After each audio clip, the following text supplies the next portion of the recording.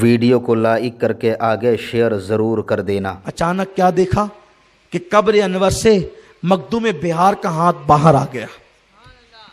مخدوم بہار کا ہاتھ باہر آ گیا، اور باہر آیا تو مریدین حیران پریشان مخدوم اشرف جہانگیر سمنانی کے پاس آئے، حضرت وہ ہاتھ تو باہر آ گیا ہمارے پیر صاحب کا، آپ سے پوچھتا ہوں کہ آپ کسی کو دفن کریں گے تو اس کا ہاتھ باہر آ سکتا ہے، مردہ اٹھا بھی دے تو آ سکتا ہے، اس لیے کہ برگا ہے پھر مٹی ہے، اور قبر کتنی گہری ہوتی ہے آدھی کمر تک، تو ہاتھ باہر آ ہی نہیں سکتا، لیکن یہ اللہ والے ہیں، قبر کے ہاتھ باہر آیا مخدوم بہار کا۔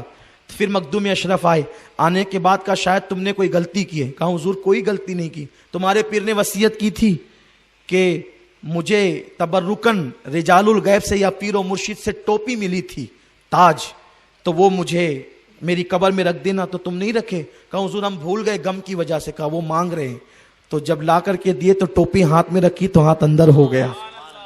یہ اللہ والوں کی شان ہے۔ پھر مخدوم پاک سفر کرتے کرتے جب پنڈوا کے قریب پہنچے، اصل داستان یہ ہے، تو مخدوم پاک کے پیر و مرشد جب مخدوم پاک پنڈوا کے قریب پہنچے تو آپ یوں کرتے تھے، دیکھ رہے ہیں لوگ کہتے تھے حضور آپ چند دنوں سے یوں کیوں کرتے ہیں، کیا سونگتے ہیں؟ فرماتے ہیں جس کا انتظار میں بیٹھا تھا اس کی خوشبو آ رہی ہے، اور وہ میرا اشرف آنے والا ہے، اشرف آئے گا۔ قربان میرے مخدوم کی شان کیا ہے، کیسا پیارا نام ہے اشرف، یہ کیسی تابانی ہے، میرے اشرف کے جلووں پر یہ دنیا دیوانی ہے، کیا مرتبے عطا کیے خدا نے، اللہ اکبر، کیسے آقاؤں کا بندہ ہے رضا، بول بالے میری سرکاروں کے۔ تو آپ سنتے تھے، کہا کہ جس کے لیے بیٹھا تھا اس کی خوشبو آ رہی ہے۔ پھر آپ نے فرمایا پالکی سوارو، پالکی تیار کرو، اور اب چلو۔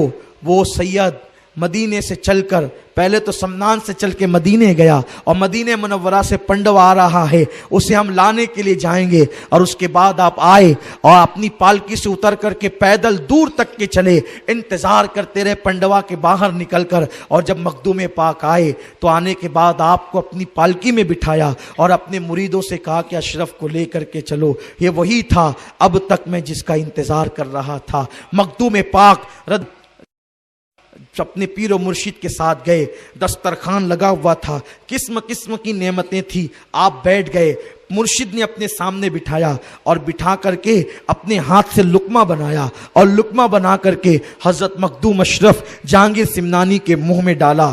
آپ نے ایک لقمہ کھایا، دو لقمہ کھایا، لقمے کھلا کھلا کر کے معرفت کو گویا کہ جام عطا فرما رہے ہیں، اور جب کھانا ہو گیا تو کھانا ہونے کے بعد حضرت مخدوم پاک کو اپنے منہ کا پان نکال کر کے ولاؤلک پنڈوی نے ان کے منہ میں ڈالا، اور اس کے بعد معرفت کے وہ جام عطا کیے۔ پھر آپ نے اپنے اس مرید کے کان میں کہا دیکھو مخدوم اشرف کا مرتبہ کیا ہے، کہ پیر کان میں کہہ رہا ہے۔ جب کان میں کچھ کہا تو آپ کی آنکھوں میں آنسو آ گئے، کہا کہ جی میں کہوں گا، کروں گا۔ تو اس وقت تو دوسرے مریدوں نے پوچھا کہ پیر صاحب نے کان میں کچھ کہا، تو اس وقت آپ کی آنکھ میں آنسو کیوں تھے؟ اور آپ نے کہا ٹھیک ہے کہوں گا۔ تو کہا کہ دراصل یہ بات بتانے کی تو نہ تھی، لیکن آپ نے پوچھا ہے تو بتاتا ہوں کہ میرے پیر و مرشد نے کہا کہ جب اللہ تجھے مقام قطبیت عطا فرمائے گا، اور وہ مقام تجھے اللہ شب قدر میں عطا فرمائے گا، تو اس وقت تجھ پر اللہ کی انوار کی خاص بارش ہوگی، تجلیات کا ظہور ہوگا، تجلیات کا نزول ہوگا، تو اس وقت تو اللہ کی بارگاہ میں میرے بیٹے کے لیے بھی سفارش کر دینا کہ اللہ اس کو بھی مقام اور مرتبے عطا فرما دے۔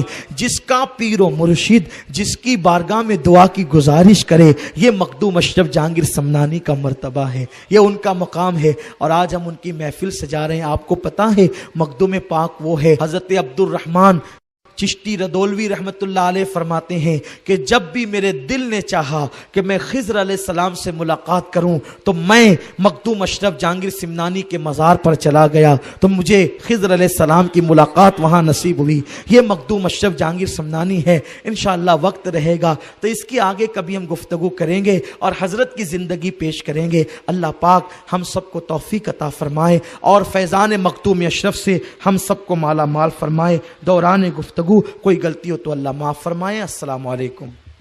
वीडियो अगर अच्छा लगा हो तो लाइक करके आगे शेयर ज़रूर कर देना।